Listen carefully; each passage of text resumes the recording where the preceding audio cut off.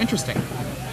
So we can see John Sukenik on the left there, and John No Rug. We saw him earlier, like we said, round 1, and in round 1 he beat Reanimator, played by Ely Cassis. I spoke with Ely just a few minutes ago, and Ely said that he is no longer in the running for top 8, but he is still in the running for top 16 in prizes, so that's what he's going for. Cool. Great to hear, because I really like that deck. Would like to actually see it featured again, but if it's not in contention for top 8, that's less likely. And of course, since we've seen it already, that's even less likely. For those of you who are just joining us, once again, this is round 6 of the Star City Games Open in Boston. This is Legacy, day 2. Round 6 of 9. 6 of 9. 268 players. I forget the Star Trek character with a name similar to that. 7 of 9? I don't know. I'm not a Star Trek guy. I just saw the movie the other day. That was the first Star Trek I'd ever really Are you talking about the watched. new movie? Yeah, I thought it was that. I thought that was a great movie. It was really good. I enjoyed it a lot. But as far as Star Trek, the actual TV show, it would usually come on, and I'd usually groan when I was young. I was like, I want to watch Teenage Mutant Ninja Turtles. This is crap. So between these two decks, who do you think has the edge between No Rug and Blue White Stoneblade? Jeremy just called us nerds. Well, I mean, we are here. Oh, he knows. He called us nerds and just said he's like it's 7 of it's 7 of 9, guys. Just in case you weren't aware, that was our director Jeremy speaking in there for a second. Everyone knows that it's 7 of 9. One of the Borg who was taken away from the collective. So who do you think has the edge here now that we've got Jeremy off of the camera? Who has the edge? That's a good question. I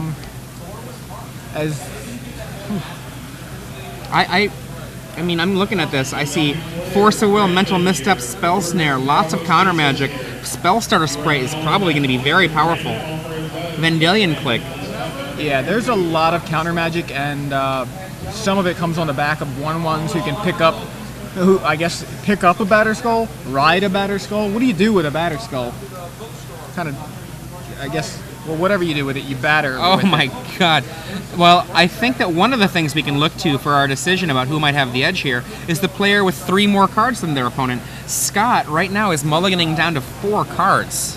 Whoa. Okay. Well, in that case, I think Jonathan's going to win this one. Jonathan might have the game won.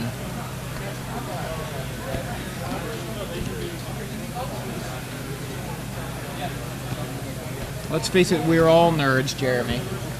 We're at a Magic the Gathering tournament. I personally really like Magic the Gathering. Thanks, Jeremy. We appreciate your input there. Yeah. That was Jeremy, our director here. He directs all of the events these days, and so you can be happy that he's here on the job making sure we get some good coverage. So finally, game underway. Flooded Strand from Scott. Wooded Foothills from Jonathan. Foothills cracked. Looks like a Grim Lavamancer there at the top of, at the front of Jonathan's hand. That indeed is a Grim Lavamancer. Of the Torment variety. The better version, if you ask me.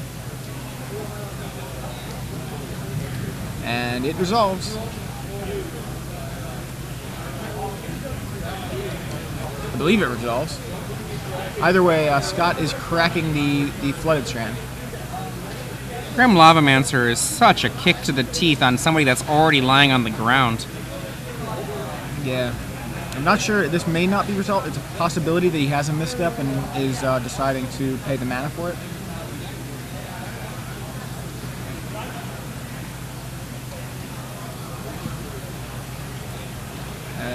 Goes with Brainstorm. This may still all be in response, I believe it is, in response to the Lavamancer, but I could be wrong.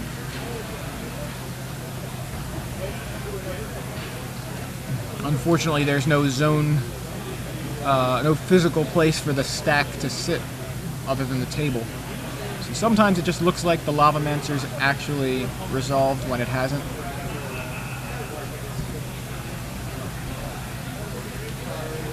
So Scott could potentially brainstorm into Mental Misstep and use that to take care of the Lavamancer.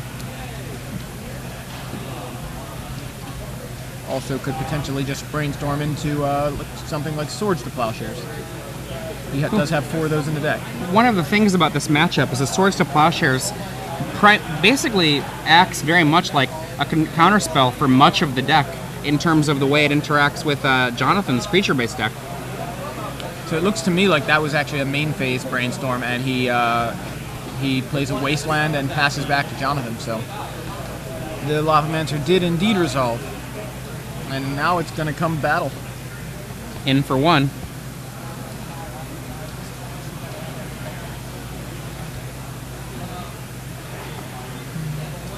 And John says go.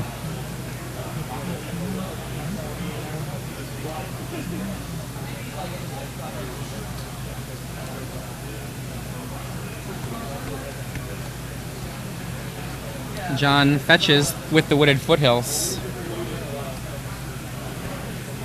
That was kind of cool that our director Jeremy joined in on the coverage for a second there, helping us out.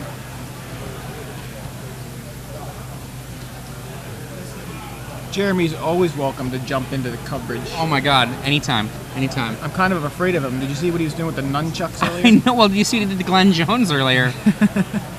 So there's a Dryad Arbor. Grim Lavamancer, such a problem for Scott right now. Anything that Scott puts down can be hit by a Grim Lavamancer. Dryad Arbor and Lavamancer beats.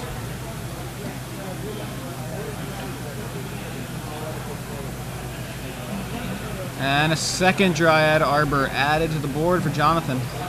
My lands are dudes.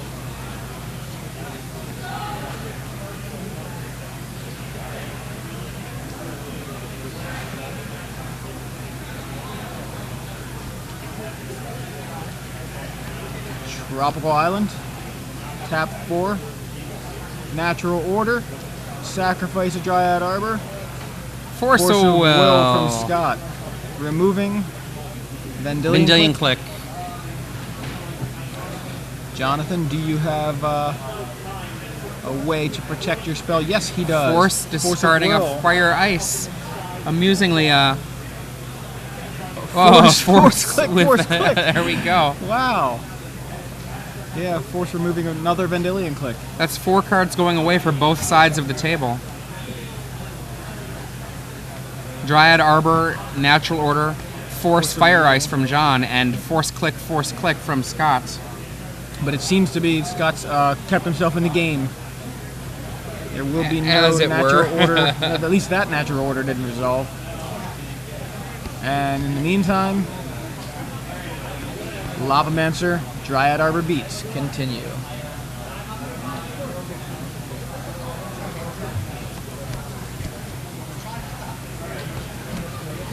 This game's moving pretty fast. I know there's a question on Twitter about the Dryad Arbor having summoning sickness. I think it was just node land drop, pass right back. I don't think it had summoning sickness. I think it was a matter of Scott just not doing anything. Yeah, I agree. He hasn't hit a land drop since his second turn Brainstorm showed him a Wasteland. Here's an end of turn Brainstorm. There's a Plains, there is a Wasteland, and then there's a Stoneforge Mystic that comes out of this. I wouldn't be surprised to see Scott keep both the lands and the Stoneforge Mystic and put back 2 of the cards that are currently in his hand. Then in his own turn, he'll draw 1 of them and then shuffle. Oh, that was a main phase. Good, that was a main phase. I was a little bit concerned about that being an end step.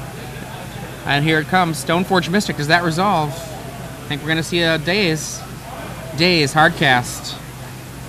Devastating play against Scott right now. Yeah. He's Really got rough. 2 turns coming of not so many good things.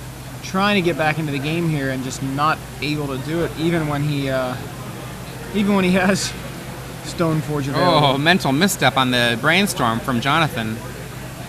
I will not allow you to get a slightly better hand, he says. He is fighting remarkably well for having mulligan to 4 cards. Daze to make sure the Brainstorm resolves. Mental Misstep countered.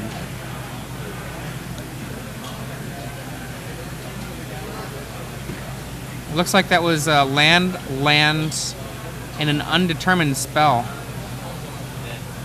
One of those lands, though, looked like it was a fetch land of some sort.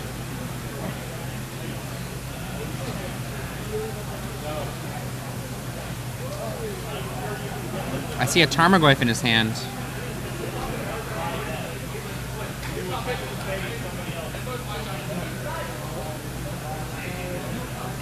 Lightning Bolt.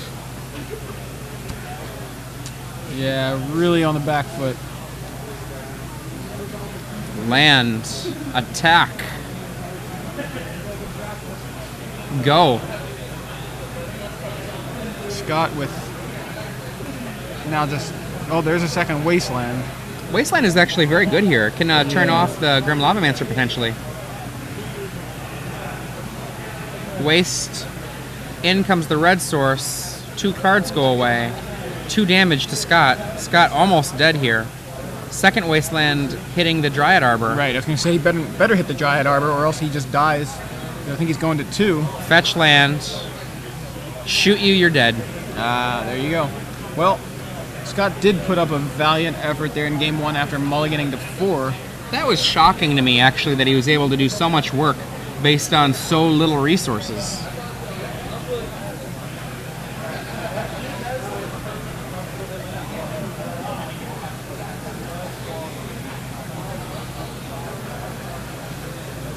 He managed to survive for 15 minutes there. Yeah. Well, this is pretty cool. Evan just tweeted it, and Jeremy just tweeted it as well. We're apparently on autoplay on the front page of Twitch TV. How does that work? Wow. We're just featured, I guess, today. Must be doing well enough to be featured on Twitch TV and Justin TV. Justin TV is Twitch TV. I think they're pretty much the same. Twitch TV is like the renamed version of like the gaming, their gaming portion. So pretty cool. So for those of you who are new listeners out there, I'm Adrian Sullivan, and I'm joined in the booth here by Joey Pasco. We're here at the Star City Games Live Open Series in Boston, officially Boxborough, Massachusetts, but Boston is how we're designating it for this weekend. Closest major city. If you throw a stone many times, many times, you might hit somebody from Boston. You can hit someone from Boston.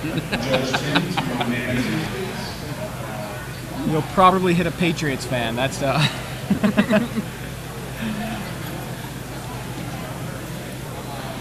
One of the things I've definitely learned about Joey is a football person. I am. The Patriots, they're a football team, right? They are, unfortunately, a football team. I was just making sure. I wasn't confident that they were necessarily. There you go. They are a football team. I was talking to some Patriots fans yesterday about their Super Bowl loss to the Giants. By talking, do you mean you were engaged in a fist fight?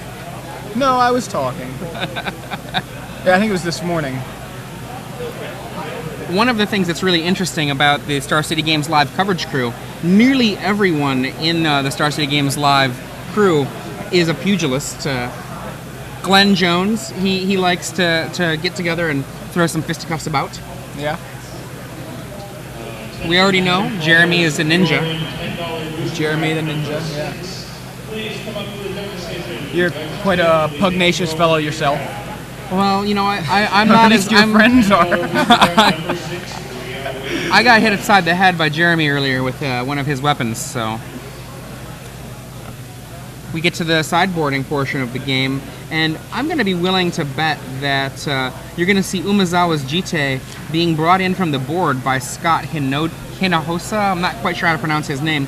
And the reason that an Umezawa's Jit is likely to be showing up, this is an opponent that has a lot of little creatures. Yeah, the Jite could be very, very, very key. Yeah, I mean, one successful hit with the Jite can take out Noble Hierarchs and Dryad Arbors, not to mention Grim Lavamancer. Now, that Grim Lavamancer did a lot of work for Jonathan Sukenik.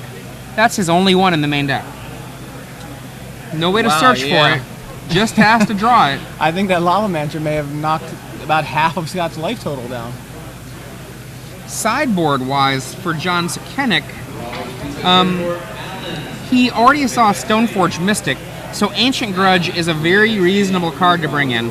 Yeah. And also, because he saw Stoneforge Mystic, Umezawa's Jite is a reasonable card to bring in. Yeah. Jite breaks Jite. Yep. He certainly knows what he's playing against now if he didn't already. It's kind of a shame because Scott could have looked like it could have been one way or the other. He may not have known that he was on the Stoneblade plan. I know, like, personally, the blue-white deck I play in Legacy is not of the Stoneblade variety. No Stoneforges or Batter Skulls or equipment of any kind in my 75. But Do you play the Vidalcan Shackles deck? I do. I like Vidalcan Shackles. Yeah. I like beating down with Vendilion Click and Jace Fate Seals and Mishra's Factories. I do like the fairy version of it, which this is very similar to.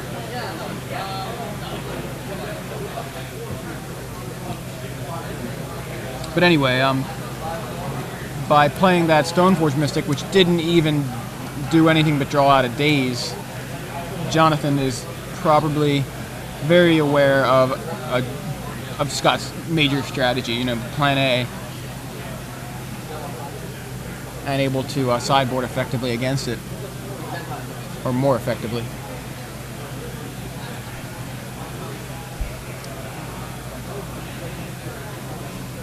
Jonathan looks like he's going to 6 now.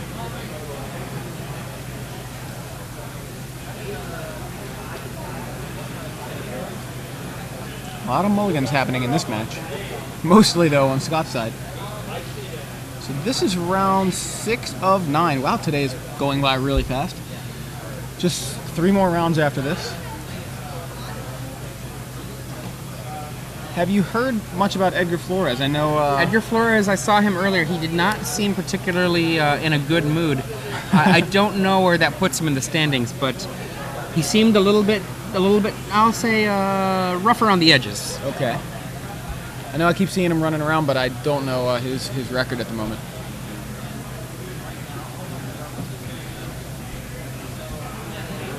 Seeing a lot of Tarmogoyfs in the last couple rounds. Really just a lot of rug decks.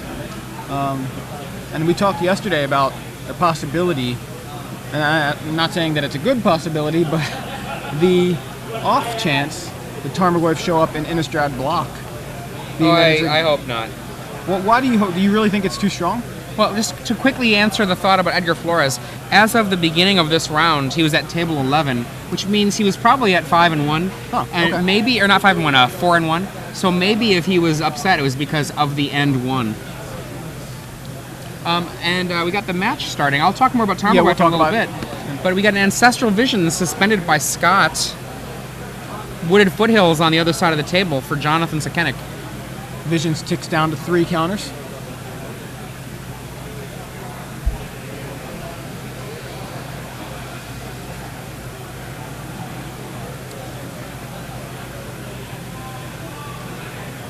Jonathan. So looks like he's trying to decide on his land drop here. Dryad Arbor. Scott also played a man land on his second turn. Happens to be Mutavault. Does have to be activated, but it's twice as big as the Arbor.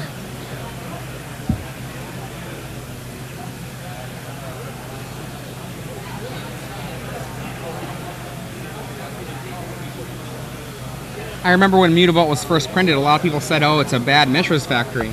But here we are, and we see it as a regular mainstay in Merfolk decks. We're seeing it in this blue-white fairy deck, like just to power up the Spellstirrer sprites, essentially. It's another modern staple as well as a legacy staple. Down to 1 for the Ancestral Visions. Blue and Joseph Countryman, your draft is waiting for you. Please come on up to the coach stage. Flooded Strand, just some land go happening. Exactly what Scott wants to happen, actually.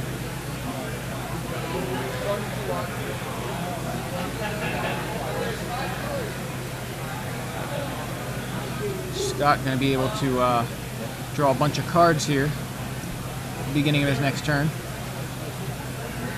Interesting kind of how, I wonder if there's a possibility at all that John is actually treating that Visions almost like it's a standstill in letting Scott draw a bunch of cards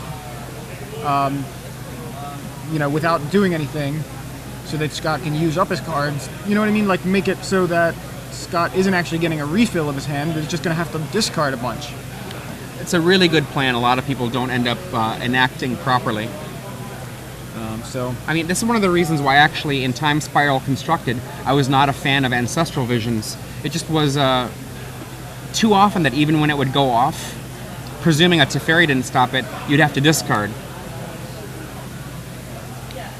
Can't quite make out that new land that Jonathan Sukenik has added. It's Misty Rainforest. Okay. But he played a Brainstorm and gave Scott the opportunity to play something out of his hand, and it was a mental misstep. Tarmogoyf. Tarmogoyf now from Jonathan, so he is not doing the Wreck Your Ancestral Visions plan. Not necessarily wreck your Ancestral Visions, but make it a lot worse. Tarmogoyf has resolved, and now Ancestral Visions loses its last counter on Pyroblast. the stack. Pyroblast. That's one way to counter it. Spell Pierce. Spell Pierce from Scott. Another standard card. Misstep, perhaps? Seeing play in Legacy. Spell Pierce hasn't made a splash in the Eternal formats ever since it was printed. And then here we have Force of Will now, tossing Fire Ice. The other counterspells have been resolved, but Force of Will is now in the stack. Losing 2 cards to kill the potential for 3 cards.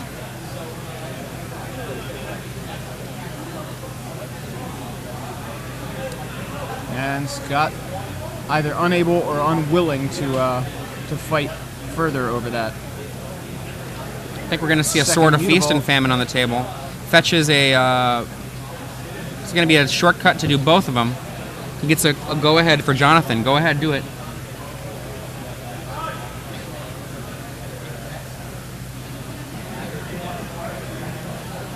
Tundra, Tundra, Tundra. Mutavault, Mutavault. I'm going to predict a Sword of Feast and Famine hitting the board. Did you see one in his hand? I think I did. Well, then it's not really a prediction, is it? I guess it's still a prediction. It's still a prediction. He might not. He's got other plays.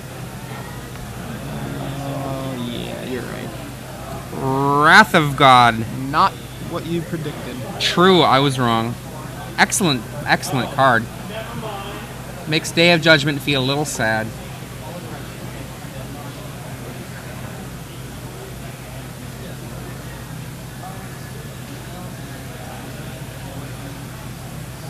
So Jonathan cracks his Misty Rainforest after the Wrath of God resolves and fetches up a Dryad Arbor.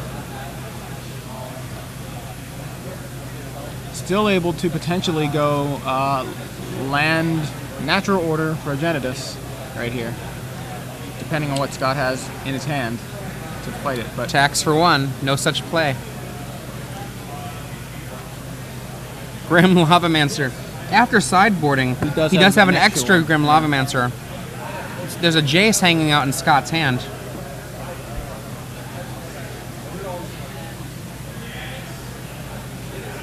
Jace not so good at carrying a Sword of Feast and Famine, unfortunately. But he can carry a game, though.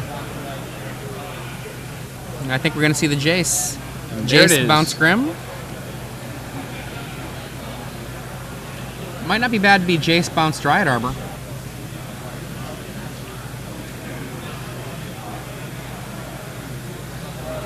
Yeah. You can only lay 1 land a turn. Right. Well, he's going to do the Fate Seal. Yeah.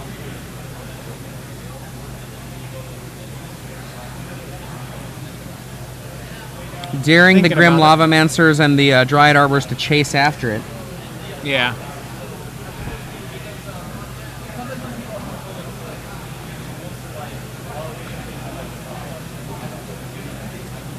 Put it on the bottom.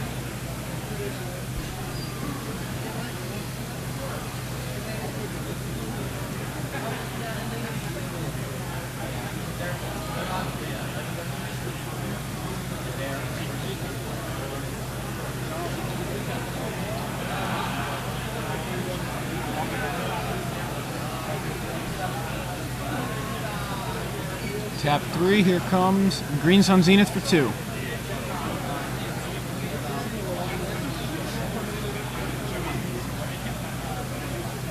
It resolves. And that means we're going to see most likely a Tarmogoyf. Yep, he doesn't have any other worthwhile targets to go up 1 mana for. That's going to be Tarmogoyf.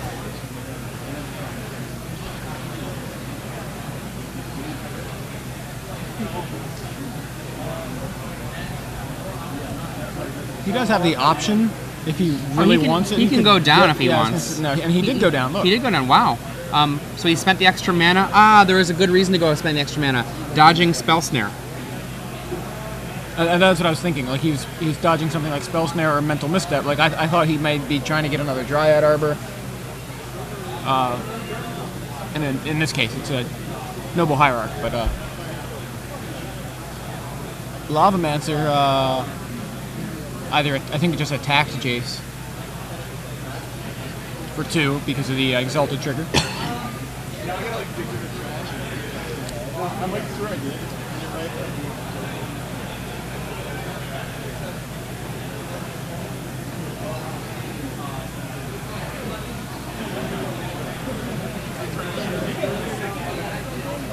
Jace once again, top of the library.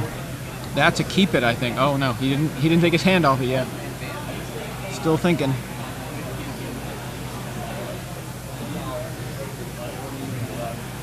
It's a tough one.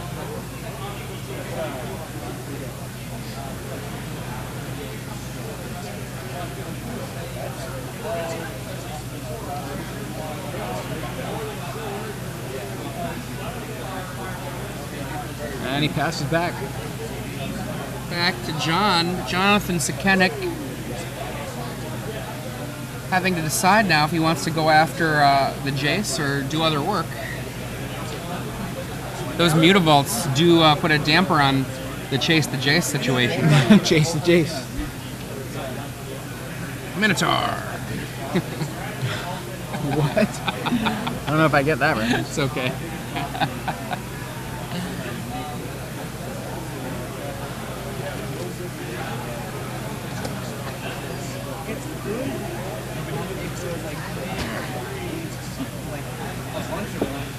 John weighing his options here.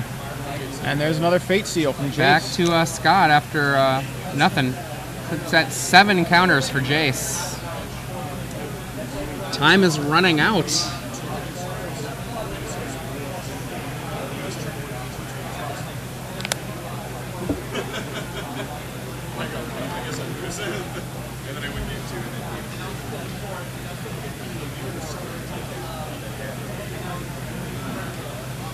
Sort of feast and famine.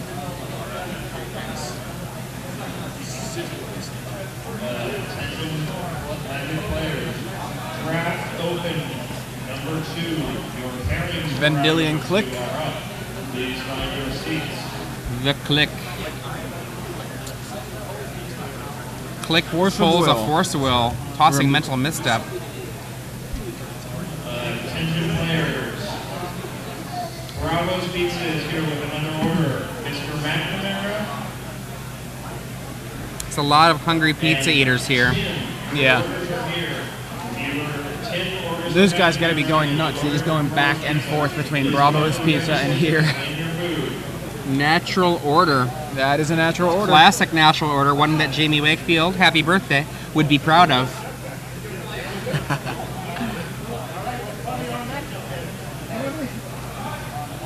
That Rob Doherty I just saw walking around over Did there? Rob Doherty just walk by? I believe he did. Rob Doherty, happy father and Hall of Fame member. Apparently, his kid just played in his first FNM recently.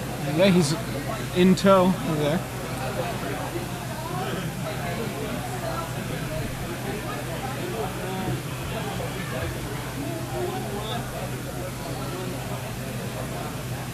Here's Progenitus. In terms of answers for Progenitus, protection from everything. Does that have protection from God? Not God's Wrath, apparently. Wrath of God could be a way out of this. He has already spent one. How many does he have available? He has 2 Wrath of Gods after board. I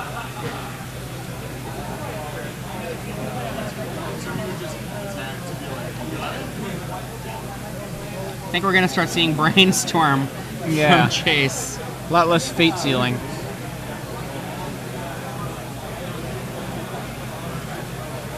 Wasteland from Scott.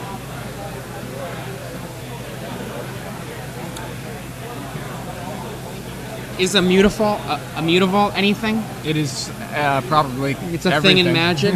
Okay. Protection from that, I guess. Yeah. John draws. I think Scott could use wing shards to to deal with it.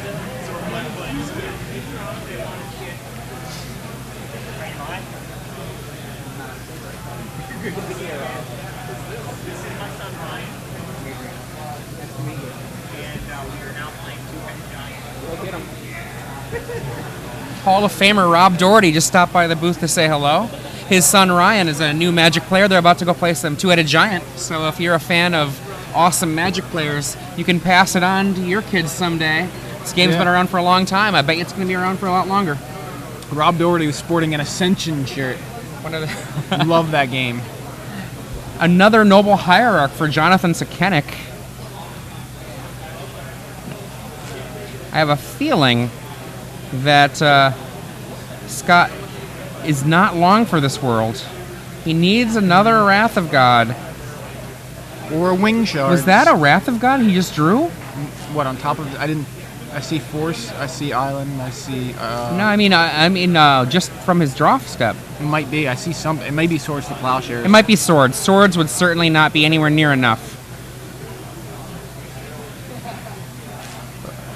Brainstorm looking for one deeper.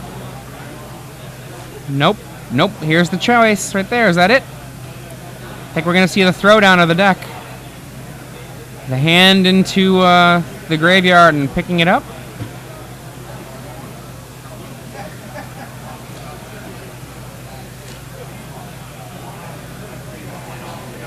Swords. Swords on the Grim Lavamancer.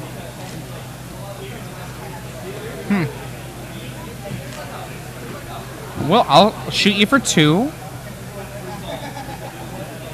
I don't have a pure picture at Scott's hand, so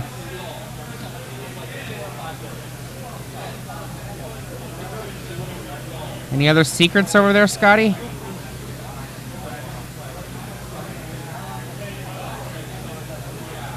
Activates Mutavault. Equips the Sword of Feast and Famine to it. It's going to come in for 4. Untaps everything. What's left for you now, Scott? Relentless Assault.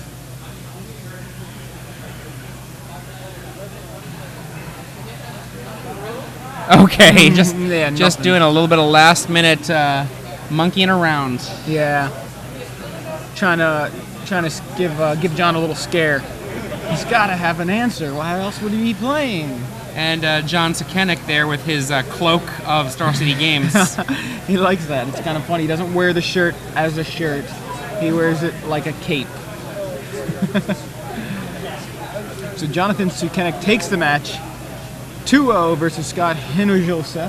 Hinojosa. I'll take one of those.